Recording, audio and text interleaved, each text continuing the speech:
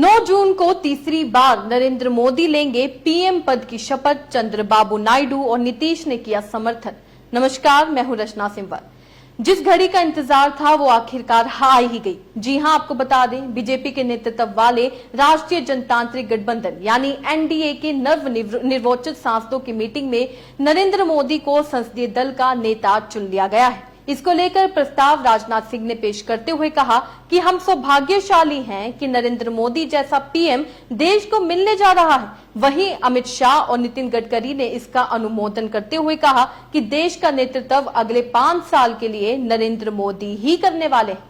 राजनाथ सिंह ने प्रस्ताव पेश करते हुए कहा, गठबंधन बाध्यता नहीं है, प्रतिबद्धता है। आज देश अपने आप को सदियों के लिए मजबूत बनाने की ओर अग्रसर हो चुका है। इस काम को गति देने के लिए नरेंद्र मोदी से बेहतर कोई नहीं हो सकता है। इस कारण नरेंद्र मोदी को संसदीय दल का नेता चुनने के लिए प्रस्ताव रखा जाता है। जिस तरीके से देश के विकास के लिए गति की बात की गई है, अब देखना यह होगा, शायद 10 साल नरेंद्र मोदी को कम पड़ गए थे। अब देखना यह होगा, क्या वो 10 कार्य 10 सालों में नहीं हुए, क्या वो कार्य इन 5 सालों में हो जाएंगे।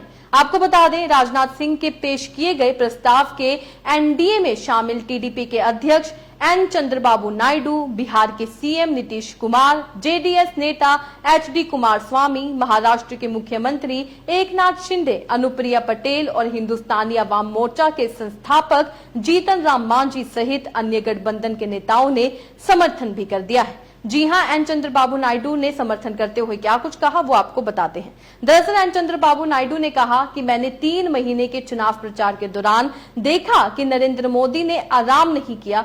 वो रात हो या दिन प्रचार करते रहे। आंध्र प्रदेश में एक बड़ी रैली और 3 जनसभा ने जीतने में उनका महत्वपूर्ण भूमिका रही है। तो यहाँ पर उन्होंने बात की है कि नरेंद्र मोदी ने आराम नहीं किया है। सवाल ये उठता है कि उन्होंने आराम नहीं किया, क्या सिर्फ इस आधार पर वो उनके साथ गठबंधन करने लग गए? क्या इसलिए वो उनके नाम का समर्थन कर रहे हैं? होना ये चाहिए था कि उनको समर्थन तब करना चाहिए था जब नरेंद्र मोदी ने लोगों को रोजगार दिया होता, जब नरेंद्र मोदी ने महंगाई कम की होती। हालांकि अब नीतीश कुमार पर आते हैं। नीतीश कुमार ने समर्थन देते हुए क्या कहा वो भी आपको बताते हैं। जेडीयू के अध्यक्ष नीतीश कुमार ने कहा कि हम नरेंद्र मोदी का समर्थन करते हैं। जो भी पिछले 10 साल में रह गया वो नरेंद्र मोदी आगे पूरा करेंगे। हम इनके साथ रहेंगे। उन्होंने विपक्ष का नाम लिए बिना निशाना साधते हुए कहा कि इन लोगों ने कोई काम नहीं किया है। सीएम नीतीश कुमार ने सलाह देते हुए कहा कि नरेंद्र मोदी जल्द से जल्दी शपथ ले लीजिए, हम हर फैसले में आपके साथ हैं। उन्होंने आज ये कह दिया है कि हम हर फैसले में आपके साथ हैं। अब देखना होगा क्या नरेंद्र मोदी का यूसीसी का फैसला और अग्निपथ जैसे फैसले का क्या वो समर्थन करेंगे, क्या नीतीश कुमार समर्थन करेंगे? क्योंकि आज तो उन्होंने साफ तौर पर ये घोषित कर दिया है कि हर फैसले का वो समर्थन करते हुए नजर आएंगे। सच क्या है ये तो आगे ही पता चलेगा।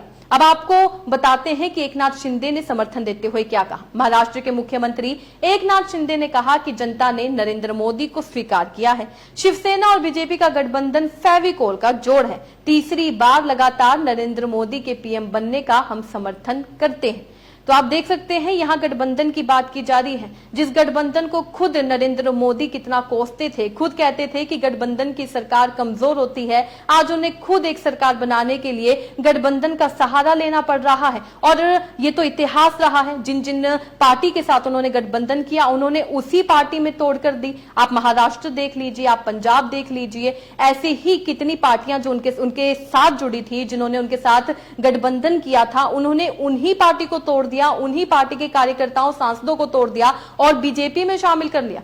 इसके अलावा एनडीए संसदीय दल की बैठक में पीएम मोदी ने क्या कुछ कहा वो आपको बताते हैं। पीएम मोदी ने कहा, सरकार चलाने के लिए बहुत आवश्यक है लोकतंत्र का वही एक सिद्धांत। लोकतंत्र की बात देखिए कौन कर रहा है, पीएम नरेंद्र मोदी, जिन पर खुद ये सवाल उठ रहे थे कि उन्होंने लोकतंत्र को खतरे में डाल दिया है। आगे बताते हैं उन्होंने क्या कहा। उन्होंने कहा, लेकिन देश चलाने के लिए सर्वोपरि बहुत जरूरी होता है। मैं देश की जनता को भरोसा दिलाता हूं कि उन्होंने हमें सरकार चलाने के लिए जो बहुमत दिया है, हमारा प्रयास होगा कि हम आम सहमति की दिशा में प्रयास करेंगे और देश को आगे ले जाने में कोई कसर नहीं छोड़ेंगे। एनडीए ने लगभग 3 दशक पूरे कर लिए हैं। यह कोई साधारण बात नहीं है। मैं कह सकता हूं कि यह सबसे सफल गठबंधन है।